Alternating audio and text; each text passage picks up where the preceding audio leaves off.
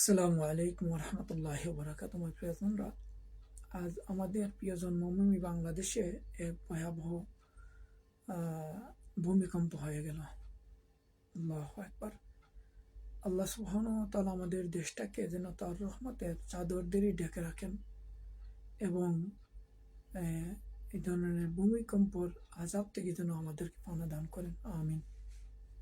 প্রিয়জনরা, দুঃখ এবং দুর্ভাগ্যের বিষয় হইল, এই ভূমিকম্প থেকে আমরা শিক্ষা নেওয়ার কথা ছিল যে আল্লাহ সুবহানাহু ওয়া তাআলা আমাদেরকে যে ধ্বংস না করে, মাঝে মধ্যে এই ভূমিকম্প দেরি আমাদেরকে সচেতন করেন, সতর্ক করেন যে আমরা যেন আল্লাহর জিকিরে মশগুল থাকি, আল্লাহর ভয়ে কম্পিত হই, ভীত হই। কিন্তু দেখা যাচ্ছে যে আমরা আল্লাহকে ভয় করার তো দূরের বিষয়, এবং শিক্ষা নেওয়া তো পরের বিষয়, বরং আমরা আল্লাহর নাফরমানির মধ্যে নিমজ্জিত থাকি। এখন করে এই সময় এর দাজ্জালের আবিষ্কৃত যে আপনার আমার যে এই মোবাইল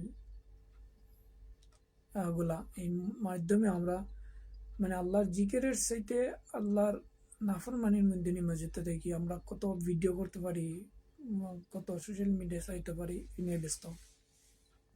আমরা আগেকার সময় দেখতাম দাদা দাদিরা, চাচা চাচিরা, মা এরা যে এই সময় এই ধরনের ভূমিকম্প হলে আল্লাহর জিকিরের মধ্যে মশগুল থাকতেন, আল্লাহর ইবাদতের মধ্যে তারা নিমজ্জিত হতেন, আল্লাহর জিকির সমস্যারে জিকির করতেন। কিন্তু আজকাল আমরা এই তো দ্বারে কাছে নাই, বরং আল্লাহ নাফের মধ্যে ফেসবুকের মধ্যে শেয়ার করার জন্য আমরা মশগুল থাকি। এমনকি দেখা যাচ্ছে যে ভূমিকম্প চলাকালীন অবস্থায় মানুষ ঝগড়া বিবাদের মধ্যে নিমজ্জিত। আউযুবিল্লাহি মিনাশ শাইতানির।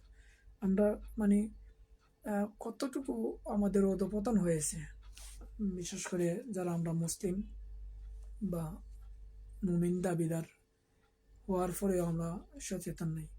আল্লাহ সুবহানাহু ওয়া তাআলা এভাবে যে ভূমিকম্প হবে এবং ভূমিকম্পের মধ্য দিয়েই এই পৃথিবী এক সময় ধ্বংস হবে, সেই কথাটা আল্লাহ সুবহানাহু ওয়া তাআলা নবী মুহাম্মদ সাল্লাল্লাহু আলাইহি সাল্লামের মাধ্যমে পবিত্র কোরআন শরীফের মধ্যে ঘোষণা দিয়েছেন 1400 বছর পূর্বে।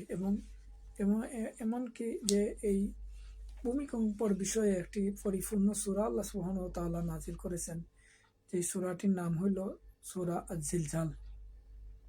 তো প্রিয়জনরা, আসি আমরা এই সূরা আয-জিলজালের তেলাওয়াত এবং শাব্দিক অর্থগুলো জানার চেষ্টা করি। আউযু বিল্লাহি মিনাশ শাইতানির রাজিম। বিসমিল্লাহির রহমানির রহিম। ইযা যুলজিলাতিল আরদু জিলজালাহা ওয়া আখরাজাতিল আরদু আসকালাহা ওয়া ক্বালাল ইনসানু মা লাহা ইয়াওমাইযিন তুহাদ্দিসু আখবারাহা বিআন্না রাব্বাকা আওহা লাহা يومئذ يصدر الناس أشتاتا ليروا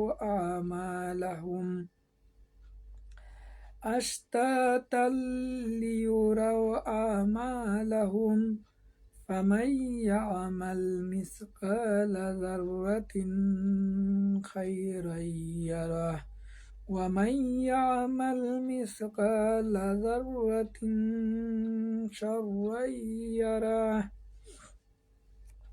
এরশাদ হচ্ছে, যখন যা কোনো দিয়ে পৃথিবীকে তার প্রবল কম্পনে কম্পিত করা হবে।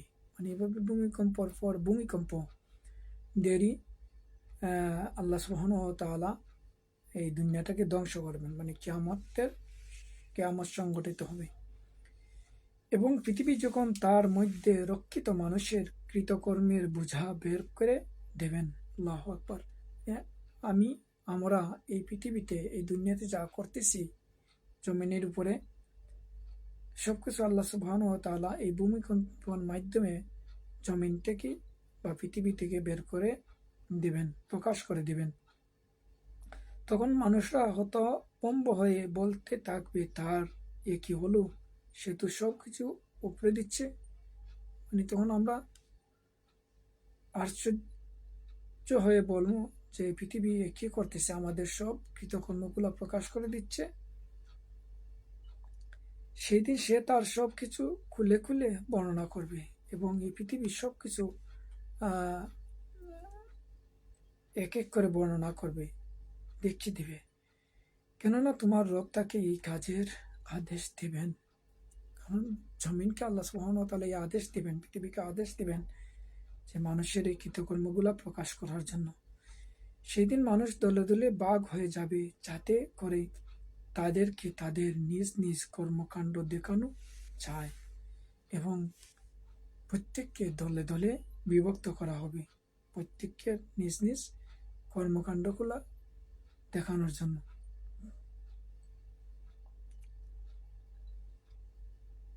যে ব্যক্তি এক অণু পরিমাণ কোনো ভালো কাজ করবে, সেদিন তাও সে দেখতে পাবে। ঠিক তেমনি কোনো মানুষ যদি অণু পরিমাণ খারাপ কাজও করে, তাও সেই দিন সে দেখতে পাবে। আল্লাহ সুবহানাহু ওয়া তাআলা যে সেই দিন মানুষ দলে দলে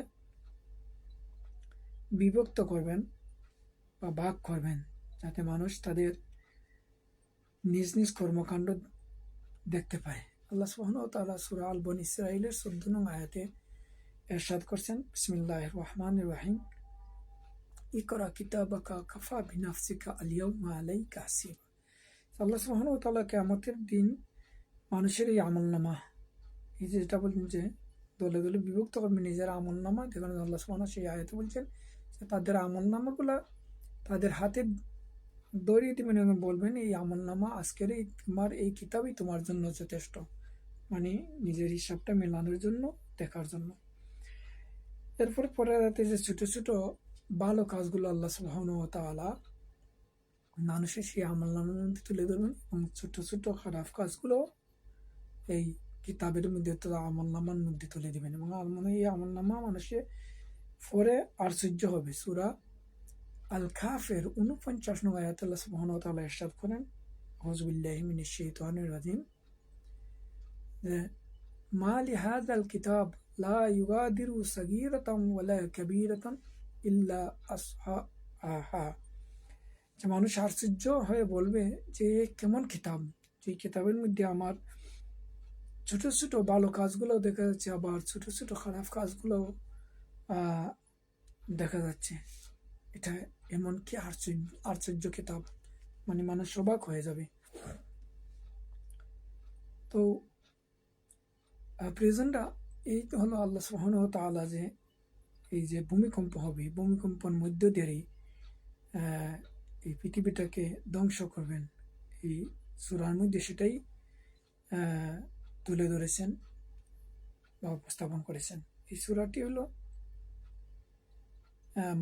মাক্কি, এখানে মতভেদ আছে, কেউ কেউ মাদানীও বলছেন, তো সর্বসম্মতিক্রমে সূরাটি হলো মাক্কি সূরা।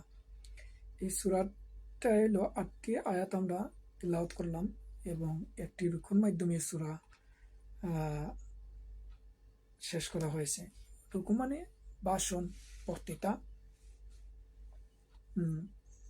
মানে এতটুকু পর্যন্ত ওই সময়ে ওই যুগে মুহাম্মদ সাল্লাল্লাহু আলাইহি সাল্লামের মাধ্যমে মানুষকে জানানো হয়েছিল, মানে এতটুকু এই 8টি আয়াতের মধ্যে দিয়ে যে বক্তৃতা বা ভাষণ সেটাকে রুকু বলে। মূলত এই সূরা আমাদের জন্য আল্লাহ সুবহানাহু ওয়া তাআলা শিক্ষার জন্য দিয়েছেন যে এভাবে ভূমিকম্প হবে এবং ভূমিকম্পর মধ্যে দিয়ে এই পৃথিবী ধ্বংস হবে। এর জন্য এই মানুষ সকল তোমরা প্রস্তুত নেও, তোমরা সতর্ক থাকো, সচেতন হও।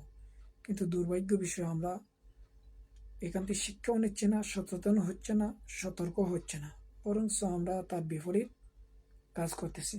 আল্লাহ সুবহানাহু ওয়া তাআলা যেন আমাকে আমাদেরকে